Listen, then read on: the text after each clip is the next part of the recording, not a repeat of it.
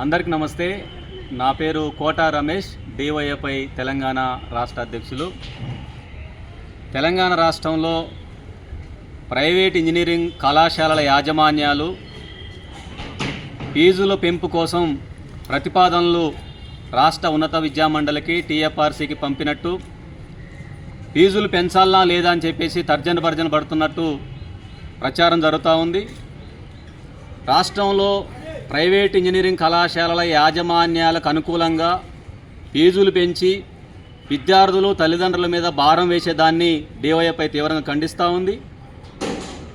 2 సంవత్సరాలకు ఒకసారి తెలుగు రాష్ట్రాల్లో, తెలంగాణ రాష్ట్రంలో ఇంజనీరింగ్ కళాశాలల యాజమాన్యాలు ఆదాయాలు ఖర్చులు పెరిగినాయనే పేరుతోటి విపరీతంగా ఫీజులు పెంచుకొని యథేచ్ఛగా విద్యా వ్యాపారానికి పాల్పడుతూ ఉన్నాయి. విద్యా దోపిడీ కొనసాగుతూ ఉంది. తెలంగాణ రాష్ట్రంలో పేరు మోపినటువంటి టాప్ 10 ఇంజనీరింగ్ కళాశాలలుగా పేరొందినటువంటి అన్ని కళాశాలలతో పాటు ప్రధానంగా అన్ని ఇతర కళాశాలలు కూడా విపరీతంగా విద్యా దోపిడీకి పాల్పడుతూ ఉన్నాయి. దీన్ని రాష్ట్ర ప్రభుత్వం, రాష్ట్ర ఉన్నత విద్యామండలి, టీఎఫ్ఆర్సీ అన్ని పునరాలోచించి విద్యార్థులకు భారం కాకుండా, తల్లిదండ్రుల మీద భారం పడకుండా ఈ ఫీజులని నిర్ణయించాలని చెప్పేసి డివైఎఫ్ఐకి డిమాండ్ చేస్తూ ఉన్నాం. వాస్తవంగా ఫీజులు ఎందుకు పెంచాలి ప్రైవేట్ ఇంజనీరింగ్ కళాశాలలకు? గత అనేక సంవత్సరాలుగా ఈ రాష్ట్రంలో ఇంజనీరింగ్ కళాశాలలు యథేచ్ఛగా ఫీజుల దోపిడీ కొనసాగిస్తూ విద్యార్థుల మీద భారాలు వేస్తూ ఇవాళ కోట్లాది రూపాయల విద్యా వ్యాపారానికి అవి పాల్పడుతూ ఉన్నాయి. ఇవాళ ప్రభుత్వం నుంచి అనేక రాయితీలు పొందుతూ ఉన్నాయి. రాజశేఖర రెడ్డి ముఖ్యమంత్రిగా ఉన్న కాలంలో రియంబర్స్మెంట్ పథకం కోసం ప్రభుత్వం రియంబర్స్మెంట్ ఇస్తుంది కాబట్టి ఆ డబ్బులను కాజేయటం కోసం ఇబ్బడి ముబ్బడిగా కళాశాలలు ఏర్పాటు చేసి ఇవాళ నాణ్యమైన వృత్తి విద్య అనేది లేకోకుండా ఇవాళ ఈ కాలేజీలు వ్యవహరిస్తూ ఉన్నాయి. కాబట్టి రాష్ట్ర ప్రభుత్వం, టీఎఫ్ఆర్సీ, రాష్ట్ర ఉన్నత విద్యామండలి సమగ్రంగా మొత్తం కళాశాలను తనిఖీలు చేసిన తర్వాత ఏ కళాశాలకు ఎంత ఫీజు ఉండాలి, అసలు పెంచాలన్నా వద్దని నిర్ణయించే అధికారం ఇక్కడ ఉన్నత విద్యామండలి తీసుకోవాలి తప్ప మాకు ఇంత ఫీజులు పెంచాలని ఈ రాష్ట్రంలో ఉన్న కళాశాలలు వారు నిర్ణయించుకునే అధికారం ఆ కళాశాలలకు ఇవ్వద్దని చెప్పేసి ఇవాళ ప్రైవేటు కళాశాలల యాజమాన్యాలు గత 3-4 సంవత్సరాలుగా రియంబర్స్మెంట్ ప్రభుత్వం నుండి రావటం లేదు కాబట్టి, బకాయిలు ఉన్నాయి కాబట్టి మాకు ఫీజులు పెంచాలని చెప్పేసి ఇవాళ ప్రతిపాదనలు ప్రభుత్వానికి పంపిస్తూ ఉన్నారు. అసలు ప్రైవేటు కళాశాలల యాజమాన్యాలకు ఫీజులు ఎందుకు పెంచాలి? మీరు ప్రభుత్వం నుండి అనేక రాయితీలు పొందారు. ట్రస్టుల పేరుతోటి వందలాది ఎకరాల ప్రభుత్వ భూములు మీరు లాగేసుకున్న మాట వాస్తవం కాదా? గతంలో అనేక రకాలుగా తక్కువ ధరలు పెట్టి హైదరాబాదు శివారు ప్రాంతంలో, నగరంలో, ఇతర అనేక జిల్లాల్లో ఖరీదైన ప్రభుత్వ భూముల్ని ఇవాళ ఇంజనీరింగ్ కళాశాలల యాజమాన్యాలు ఆక్రమించుకొని వాటిల్లో పెద్ద పెద్ద భవనాలు నిర్మించుకొని విద్యా వ్యాపారాన్ని కొనసాగిస్తూ ఉన్నాయి. ఇవాళ మీకు కష్టం వచ్చింది కాబట్టి ఫీజులు పెంచాలని చెప్పేసి విద్యార్థుల మీద భారం వేస్తే దాన్ని ఖచ్చితంగా విద్యార్థి యువజన సంఘాలుగా మేము వ్యతిరేకిస్తాం. విద్యార్థులు తల్లిదండ్రులతోని పెద్ద ఎత్తున పోరాటం నిర్వహిస్తామని చెప్తా ఉన్నాం. మరోపక్క ఇవాళ ఇంజనీరింగ్ కళాశాలల్లో ఏఐటీసీ నిబంధనలు కానీ, రాష్ట్ర ప్రభుత్వం యొక్క మార్గదర్శకాలు కానీ ఏ ఒక్క కళాశాలలో కూడా పాటించడం లేదు.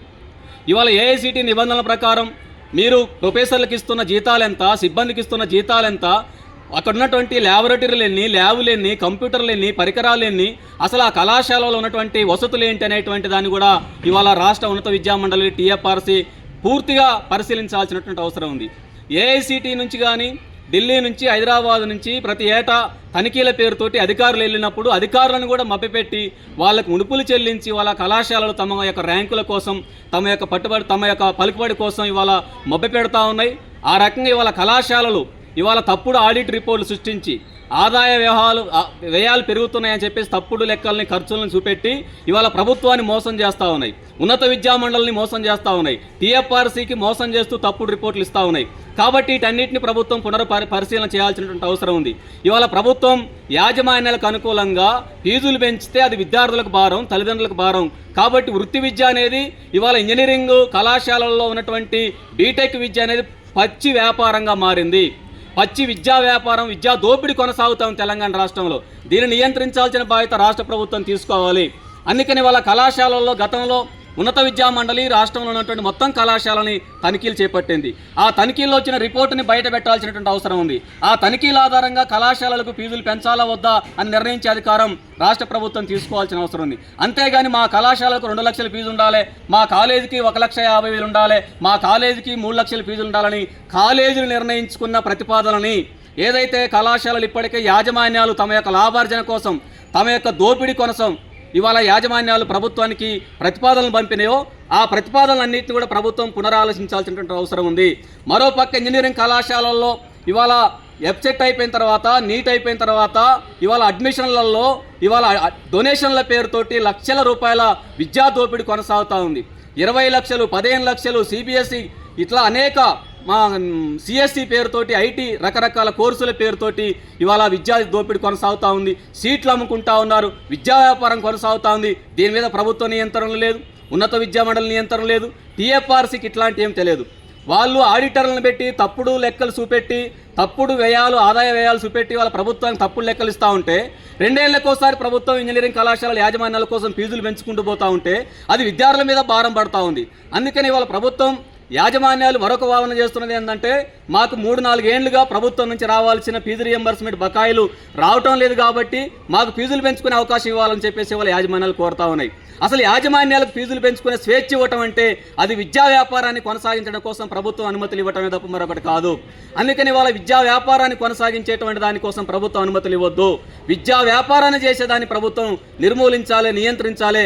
ఉన్నత విద్యా మండలి దానికి ఆ రకమైన నియంత్రణ చర్యలు తీసుకోవాలని చెప్పేసి కూడా కోరుతా ఉన్నాం. అందుకనే ప్రభుత్వం రియంబర్స్మెంట్ బకాయిలు ఇవ్వాలని చెప్పేసి, ప్రభుత్వం బకాయిలు ఇవ్వట్లేదు కాబట్టి అని చెప్పేసి వాళ్ళ యాజమాన్యాలు ఫీజులు పెంచుకోవాలని చెప్పేసి ప్రతిపాదనలు ప్రభుత్వానికి ఇస్తూ ఉన్నాయి. రాష్ట్ర ప్రభుత్వం ఫీజు బకాయిలు ఇవ్వకపోతే ఆ భారం విద్యార్థుల మీద వేస్తూ ఉన్నారు. విద్యార్థులను అనేక రకాల ఇబ్బందులు పెడతా ఉన్నారు. ఇవాళ వృత్తి విద్యా కోర్సులు అయిపోయిన తర్వాత సర్టిఫికెట్లు ఇవ్వడానికి నిరాకరిస్తూ ఉన్నారు, ఇబ్బందులు పెడతా ఉన్నారు. అనేక రకాలుగా తల్లిదండ్రుల మీద, విద్యార్థుల మీద ఇవాళ భారం పడతా ఉంది. ఇవన్నీ కూడా ప్రభుత్వం పరిశీలించాల్సిన అవసరం ఉంది. ప్రభుత్వం ఫీజు రియంబర్స్మెంట్ బకాయిలు ఇవ్వకపోతే ఆ నెపాన్ని ఇవాళ పేద మధ్యతరగతి వర్గాల విద్యార్థుల మీద ఆ ఫీజుల భారాన్ని మోపటం, సర్టిఫికెట్లు ఇవ్వకుండా వాళ్ళని ఇబ్బందులు పెట్టడం, లేదంటే అనేక రకాల ఇబ్బందులు పెట్టడం, వాళ్ళని అనేక రకాల మానసిక వేధింపులకు గురి చేయటం, అనేక మంది ఆ సర్టిఫికెట్లు ఇవ్వలేని సందర్భంలో వాళ్ళు పై చదువులకు వెళ్ళాలంటే కూడా ఇవ్వలేక సకాలంలో సర్టిఫికెట్లు అందుకు అనేక మంది ఇబ్బందులు పడ్డారు. ఆత్మహత్యలు కూడా చేసుకోవాల్సిన పరిస్థితి ఇవాళ తెలంగాణ రాష్ట్రంలో వృత్తి విద్యా కాలేజీలలో మరీ ముఖ్యంగా బీటెక్ కోర్సులలో ఇవాళ కొనసాగుతున్న పరిస్థితుంది. అందుకనే ప్రతి సంవత్సరం అడ్మిషన్లప్పుడు కూడా ఇవాళ అనేక సందర్భాల్లో వేలల్లో, లక్షలలో డొనేషన్ల పేరుతోటి ఇవాళ పేరు మోసిన టాప్ 10 కాలేజీలు ఉన్నటువంటి మొత్తం కాలేజీలు పచ్చి వ్యాపారానికి పాల్పడుతూ ఉన్నాయి, విద్యా దోపిడీ కొనసాగిస్తూ ఉన్నాయి. ఈ విద్యా దోపిడీకి ప్రభుత్వం ఎప్పుడు కూడా అవకాశం ఇవ్వద్దు. అందుకని ఎంత ఫీజులు ఉండాలి, ఏ కాలేజీకి ఎంత ఫీజు ఉండాలనేటువంటి నిర్ణయించే అధికారం ప్రభుత్వానికి ఉన్నది. అంతే తప్ప కాలేజీ యాజమాన్యాలే నిర్ణయించుకొని ఆ ప్రతిపాదనలు ప్రభుత్వానికి పంపితే వాటి ఆధారంగా యాజమాన్యాలకు లాభం చేకూర్చే విధంగా, యాజమాన్యాలకు వాళ్ళకు యొక్క లాభాలకు వచ్చే విధంగా ప్రభుత్వం ఎప్పుడు నిర్ణయం తీసుకోవద్దు. విద్యార్థుల యొక్క ప్రయోజనాలకు అనుగుణంగా ఇవాళ విద్యా వ్యాపారం కాకుండా వృత్తి విద్య అనేది ఇవాళ పచ్చి వ్యాపారంగా తెలంగాణ రాష్ట్రంలో మారింది. కాబట్టి వృత్తి విద్య వ్యాపారాన్ని నిర్మూలించాల్సిన బాధ్యత రాష్ట్ర ప్రభుత్వం తీసుకోవాలని, ఇవాళ ప్రైవేటు యాజమాన్యాలకు అనుకూలంగా ఇవాళ రాష్ట్ర ప్రభుత్వం నిర్ణయం తీసుకుంటే అది వృత్తి విద్య మరింత వ్యాపారంగా మారే ప్రమాదం ఉన్నది.